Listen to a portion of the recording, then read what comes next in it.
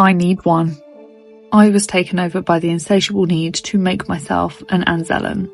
Having watched the Mandalorian trailer about 957 times, I decided it was about time just to crack on with it, to be perfectly honest.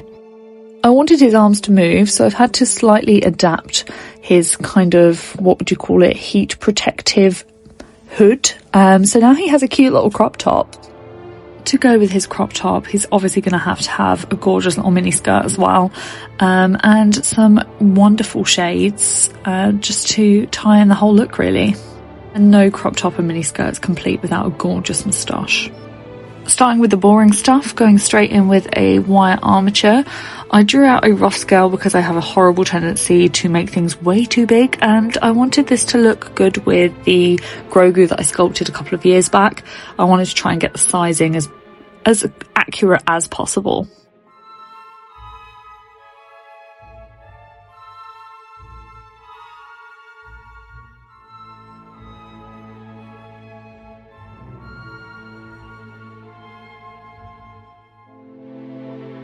These little dudes tend to have quite long arms, I figured out, so trying to approximate roughly how long the arms are going to be, and then going in with the aluminium foil and starting to build up the head. I learnt the hard way not to overdo the head with the aluminium foil, because then obviously when you put your layer of clay on top of it, the whole thing becomes really disproportionate. So making sure that the head is slightly smaller with the aluminium than what you actually intend it to be. Again, this step with the masking tape is not necessary particularly. I just think that clay sticks a lot better to the masking tape than it does to the foil. Using foil just helps you to keep your sculptures nice and light, as clay can become quite heavy, and also clay can be quite pricey as well, so it just saves on how much clay you need to use, and it's really good for preventing cracks and things like that as well.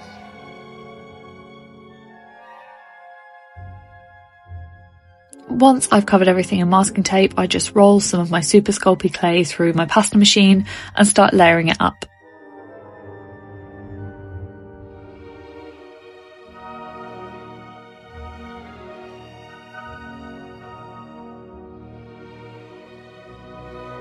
Once you've got the base layer all smoothed out, you can start building up the features of the face.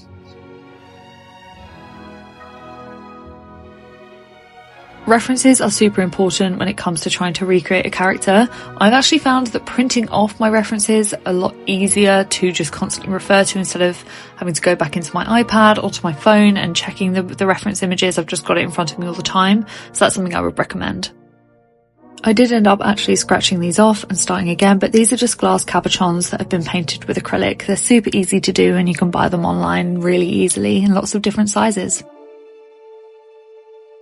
Here you can kind of see the new paint job on the eyes. They don't look drastically different, but in person I thought they looked a lot better than the original ones that I did.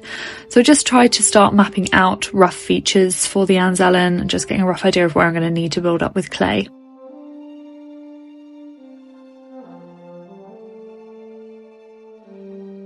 And then it was just a case of grabbing little sausages of clay and just gradually building those parts up.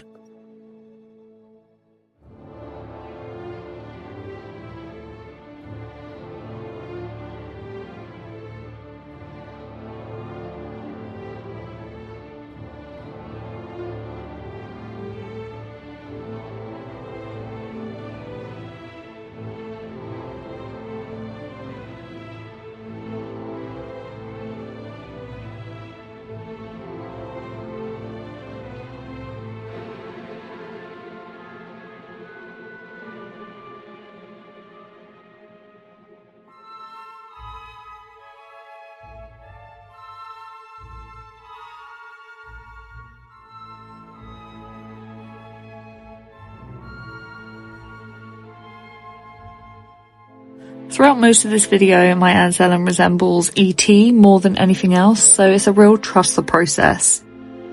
I would actually say all the way up until the final painting and adorning of the crop top and miniskirt, he looks like E.T.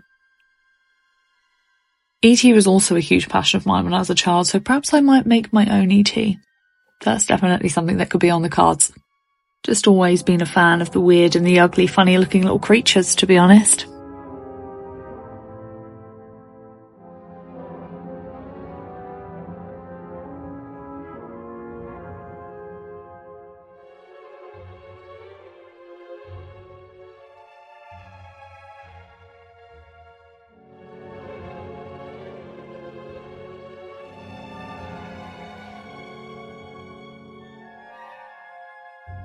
I can't remember the last time I sculpted something using Sculpey, and it was actually a really nice reminder that I actually love Sculpey clay so much. And I think I'm going to start doing some more projects using that. Projects that don't necessarily need to be bendy. I just kind of became a little bit reliant on my cosplay, and it was a really nice refresher going back to Sculpey clay again. He kind of looks like the guy on the front of the Pringles tube at this point. He does really go through a couple of phases here.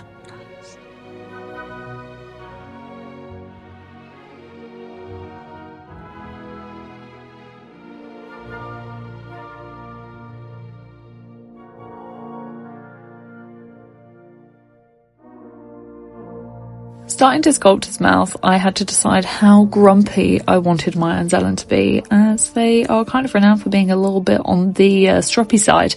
So I decided to go for kind of like an in-between. Not too stroppy looking, but also we don't want him to look joyful either.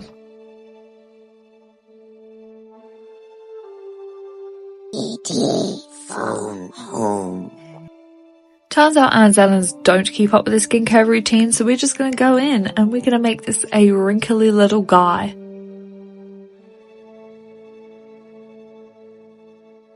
I mean, I guess these wrinkles could be a cause of working with machinery and engineering, because I tell you, that would stress me out too.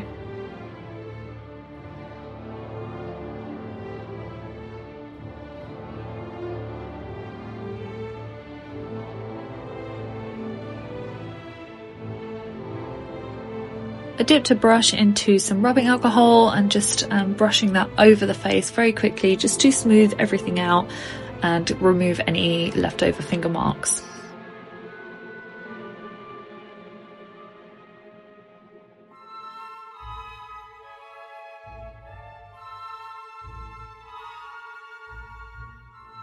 And using an old toothbrush, I did put it through the dishwasher, so it is definitely sterilised and clean, but this is a really nice technique to use in order to kind of get that nice skin effect.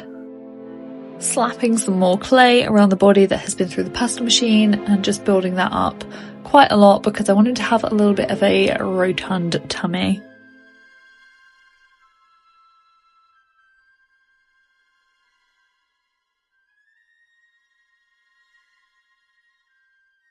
Doing the same with each of his legs. I actually have no idea how I managed to make this so stable. It happened by complete chance. Sometimes my sculptures can be a little bit on the wobbly side, especially if they only have 2 feet and no tail to help prop them up. But this one, I aced it. I don't really know how. The force was clearly with me. Now, they might not have a skincare routine, but they definitely have a fitness routine. And this Anzellan does his squats on a regular basis, so he is going to have a perfect peachy little bunda. Now, we do not body shame here, but we do have a couple of moves going on down here in the front, so we're just going to pop those on there and just be supportive. He's a wrinkly boy.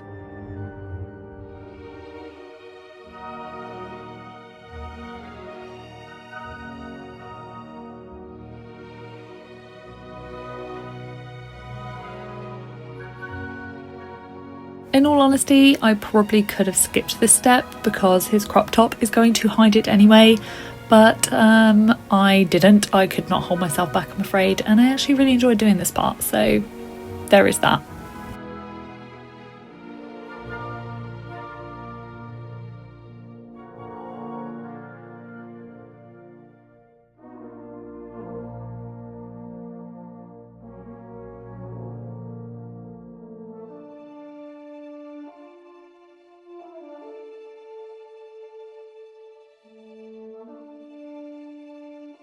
Watching this footage back, I've realised just how much I have used this little small silicone tool. It has been absolutely fantastic, and it's not one I've really gone to all that much in the past, but it seems to be a new favourite. I have got all of my materials linked in my Amazon affiliate link down below if you are interested in grabbing any of these.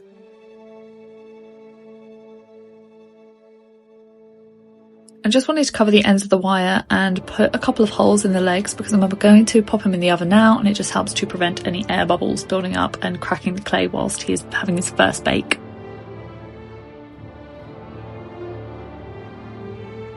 The beauty of Super Sculpey or polymer clay in general is that you can bake it in stages, so it means that you do not squish anything. So now that he is baked, I can be a little bit more heavy-handed whilst I build up his feet.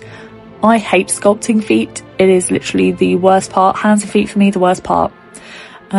So having him fully baked just allows me to be able to, you know, be a little bit more heavy-handed and try to get them as perfect as possible. Anzellans have almost frog-like feet. Again, the reference was really helpful with this.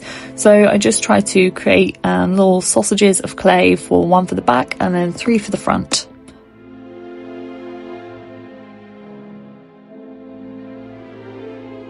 The one good thing is that they actually do have really big feet, which I do think helped with the balancing out and the distribution of weight on this little guy.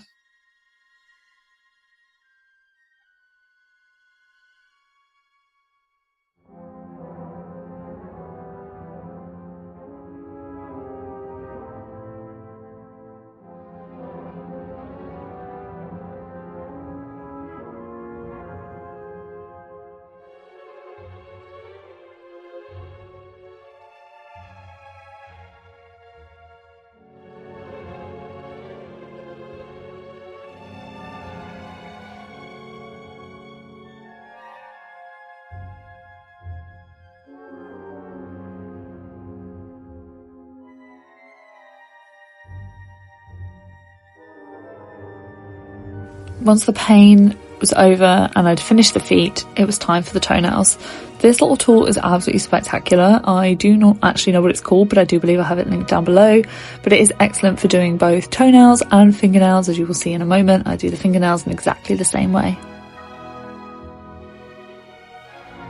So to go with their really long arms, they do have very big hands. I suppose being a droid smith, that is a really handy thing, get it, to have, because it enables them to be able to work very easily, etc. So yeah, just making sure their hands are slightly disproportionate to the body, which again, my brain did not want to compute, but ended up looking good in the end. Using a sponge and some acrylic paint to turn him from E.T. to Anzellan.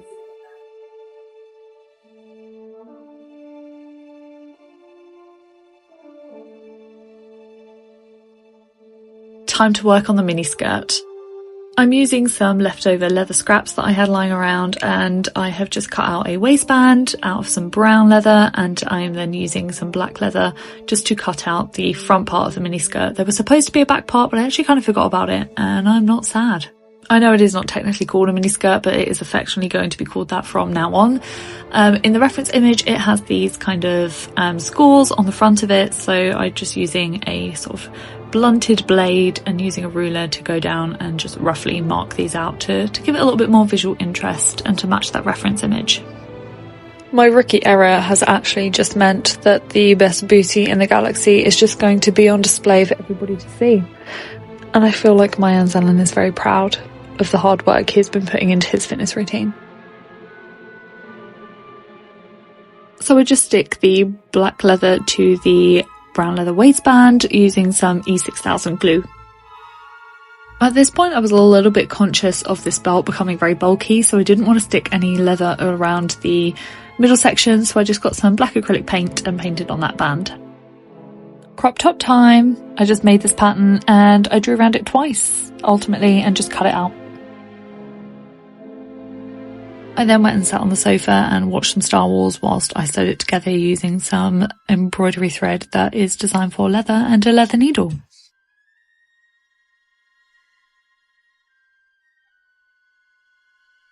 Again, the bulky issue was something that I was very much conscious of, so I decided again just to use some acrylic paint to go around and create that kind of tan orangey banding that goes around their hoods. Annoyingly, I cut the hole for his hood way too big and I managed to sort it out in the end, but it was not ideal. Actually had to wrestle him into this, and although it might look like I'm strangling him here, I'm not, but I did want to. He then needed the little funny device thing, I'm not entirely sure what it's for, that was on the reference image for his belt. It just gives it a bit more interest as well.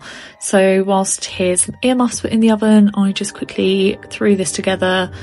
Not entirely sure its function, but I actually really liked the way it looked on his belt in the end.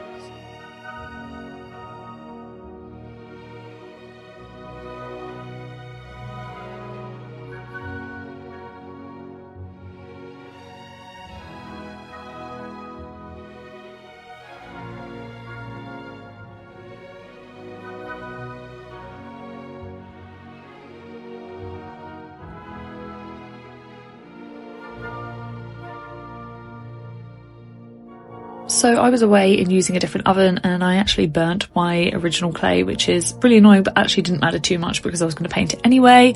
So that is why it is brown. It shouldn't be that colour, it's burnt. But I then just go on and put the second layer over the top of that and just making sure that it's nice and equal all the way round. So I made a start on his glasses, his visor, sunnies, whatever we want to call them.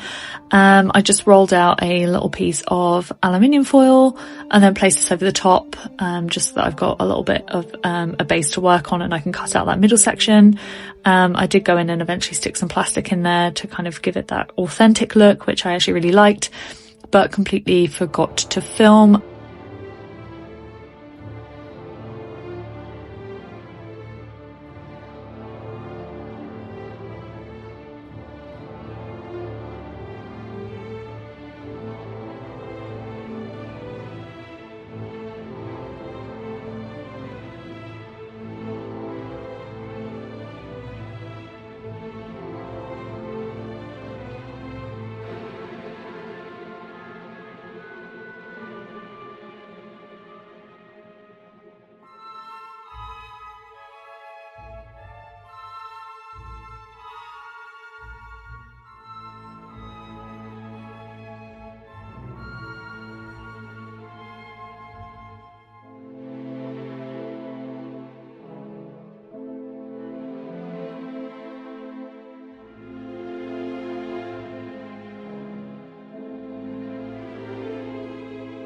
Then just using some acrylic paints to paint in those final details.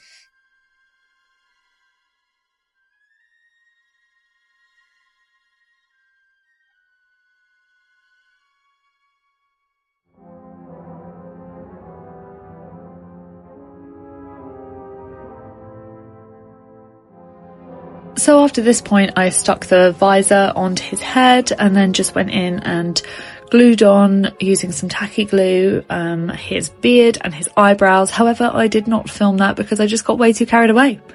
I then stuck on his mini skirt and then I went outside and took photos and completely forgot to film all of that build up. So with that, I guess we're ready for the reveal.